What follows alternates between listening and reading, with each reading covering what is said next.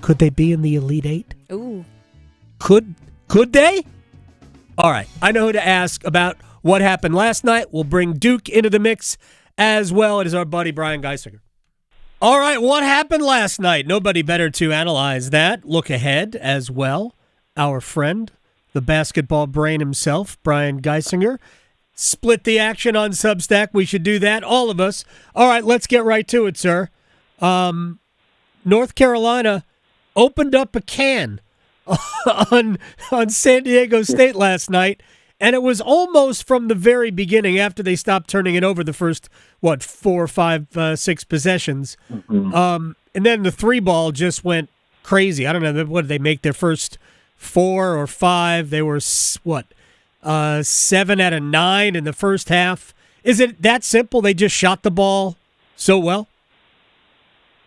Not quite, but I do think it speaks to something that I've talked about with UNC throughout the year. One of the reasons why I felt like you could never write them off was that they just have there's like elite shot makers and guards on the roster. I mean, right. RJ Davis is an all-time ACC shooter, especially for at the guard position, and a veteran too. And Ian Jackson's an NBA prospect. He hit a couple of threes last night too. He didn't play a ton of minutes, but hit several threes. And I mean, he's been, I would say, like a little up and down for them this season. But his ability to shoot off the catch and the step back three, pretty special. And then the biggest sort of like development for them the back third of the season has been Jalen Withers really coming online as a stretch piece in the front court to have really help complement all the guards that this team has. And all of a sudden, like once you have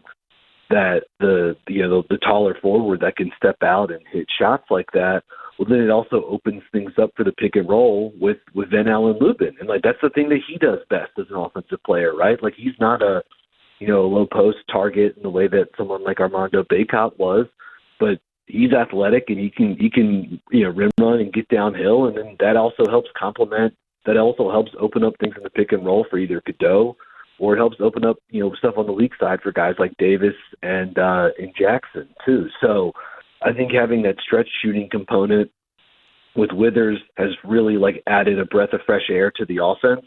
But yeah, ultimately, like this is what you can do even against elite defenses. Like good offense will beat good defense if you have shot makers like that. And so I'm not totally surprised with what happened. And I've sort of been all season long, I've kind of thought that this UNC team was probably better than maybe the record or resume would have indicated, because they have some high end offensive talent and I think a pretty good offensive coach too in Hubert Davis. Brian Geisinger is joining us here in the Adam Gold Show. Tarheels won by $1 billion last night. They had a lead of, I believe, 40 at one point. I've said the same thing over the last several weeks, and there are two topics of discussion here, one of which you and I are not going to get into, whether or not they deserved a spot in the field.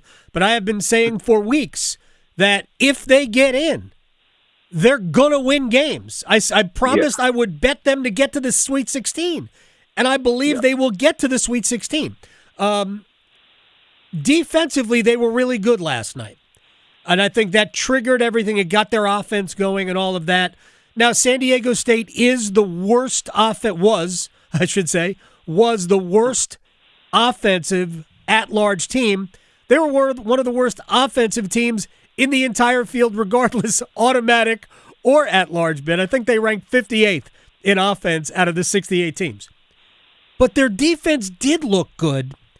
How does that translate to Ole Miss on Friday, and then potentially, I'm thinking, Iowa State coming up on the weekend?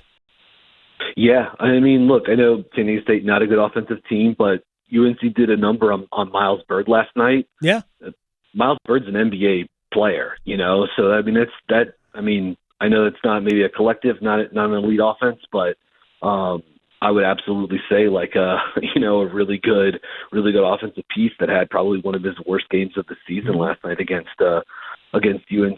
Ole Miss, it's interesting. This is a super old team. I mean, it's like sort of in the way that a lot of the SEC is. Like, this is a veteran ball club, strong on both sides of the court. You'll recognize like plenty former ACC players in the lineup: Trey Davis, Jamin Brakefield, Sean Padula, who was the point guard at Virginia Tech the last few seasons. Matthew Morrell didn't train. He's just been around there for 5 years. But it's like a lot of veteran players.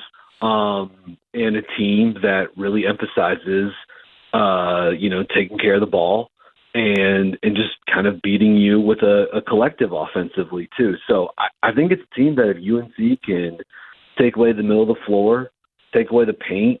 I mean, this is an offense that I do think UNC can like hold in check. Yeah. You know what I mean? Like, part of one of the reasons why Withers coming online like helps them out on both sides of the court is allows them to get multiple shooters offensively while keeping some size on the floor. And just like if you've been seeing Drake Powell down the stretch of the season, like he's turned into a really good physical, like not just like an agitator, but with because he's got great size and athletic tools too. So I really quite like the matchup against Ole Miss, which is a team that I think has felt like a little wobbly throughout the season. Iowa State's really good. And I mean, you don't have to, I guess, go too far back. I guess they didn't play against UNC out in Maui, but Iowa State, really good offensive team. I do like Joshua Jefferson, their forward, quite a bit. Deshaun Jackson, the big guy who transferred in from Charlotte, gives him some size and some rim running game. But neither of these are offenses that are just on like something like Duke's caliber, right. or Auburn's caliber, So it's like they're very good. These are top 20 offenses in the country, so they'll be a challenge. And I do like Iowa State from like an X and O perspective, but certainly defense is the thing that drives it for them. So two fascinating matchups. I mean, I'm sure Iowa State will be favored if that is in fact the matchup, but my guess would be that Ole Miss and UNC is projected to be a pretty close game, would be my estimation for later this week. Look, I think the Tar Heels have beaten Ole Miss and Iowa State without Keyshawn Gilbert. So they have some injury issues. I like the Tar Heels to advance there. Then you get the annuity game against Michigan State. Don't they always beat Michigan State? Like if North Carolina was in the Elite Eight, I'm just not going to be surprised. And I said they didn't beat them. Well, they didn't beat them earlier this year. Yeah, but they needed double overtime, right? Was it? Yeah. We needed extra time. Yeah, I don't think Jace Richardson played in that game for Michigan State. Your point is taken, though. But yes, there's lots of history between the two, and UNC has had a lot of success. So, all right, let me go on to Duke before we have to say goodbye to Brian Geisinger. Split the action on Substack at bgeis_bird on Twitter. All right, so the Blue Devils managed without Cooper Flagg and Malik Brown to win the ACC tournament. How much of their offense, and we're going to get Cooper Flagg back, whether he plays Friday against whoever they play or he plays Sunday against whoever they play, he's going to come back. But how different was their offense really? Did they just slide Con Knippel into a number 2 jersey and basically do just about everything they do with Cooper with Knippel? Well, it's interesting. I was doing a little research on looking into these numbers a little bit earlier today. And look, in the 105 minutes that Cooper was not on the court in Charlotte, so that includes the Georgia Tech game too. Right. Duke's offense scored 122 points per 100 possessions, which is an elite number. And look, they did that. They didn't shoot like a crazy number on threes. They only shot 52% from deep. I mean, they took a ton of them, but I think 45, 46% of their shots in Charlotte were threes without Cooper, and that's right in line with their season-long average in terms of the three-point attempt rate. They got to the line a lot, and they had a 45% free throw attempt rate in the ACC tournament without Cooper on the court. And Con took 24 free throws down in Charlotte. He made 22 of them. So yes, they oriented the offense around Con. And he was amazing driving the ball. They really got it downhill. They shot 61% on twos in this game, and a lot of that damage came at the rim. I think one of the things that is a little interesting in some of those lineups is, look, all season long, Duke has really started to trend away from taking so many mid-range. They've taken fewer and fewer mid-range shots over each season under John Shire. This season they've taken very little. The one guy who really does take a decent amount of shots from the mid-range is Cooper. Right. So without him in the lineup, pretty much everything for Duke was at the rim or it was at a three. I mean, almost half their shots were coming from beyond the arc, and another third of them were coming from right at the rim. So you put Con in the playmaking role. You get maybe even more. I mean, it's like less overall talent and playmaking skill, obviously without Cooper, but allows you to play more minutes with someone like Isaiah Evans. So you've got 4 guards and shooters around Kaman Malawach or Pat Gongba, who played great down in Charlotte. Both those guys played well, I thought. And Pat does a nice job sort of like making up for the loss of Malik's, front court playmaking, because Malik's, they run so much of their offense through him at the high post when he's in there. Right. And Gongba gives them some of that too. So I would say, it was their ability they took even fewer mid-range shots and they drove it. They got downhill. And I thought Duke's staff also did a good job sort of like moving the chess pieces around. And you saw them going to more of these staggered actions on the sides of the floor with Con and Isaiah, and sort of playing those guys off of one another. And Con was just man possessed, driving the ball, curling off screens, getting downhill. Really impressive stuff to, I think, make a couple of tweaks to the offense, but kind of keep the base structure in place.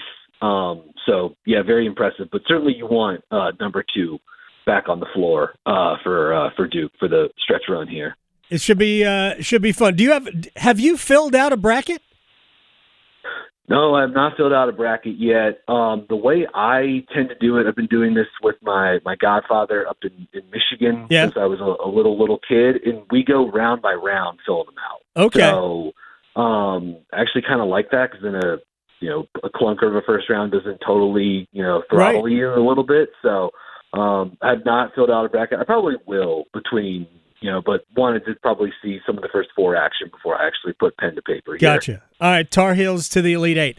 That is Brian Geisinger. I mean, they could do it. They could definitely do it. I mean, one game at a time, obviously. Oh, no, I'm thinking I'm going 4 games at a time. Brian Geisinger, Perfect. Split the action on Twitter. Not on Twitter, on Substack. On Twitter, he is at bgeis_birds. Sir, as always, thank you so much. Yeah, take care, guys. That's Brian Geisinger, who joins us usually on Mondays, but I was not here Monday, and you know how I am with guests.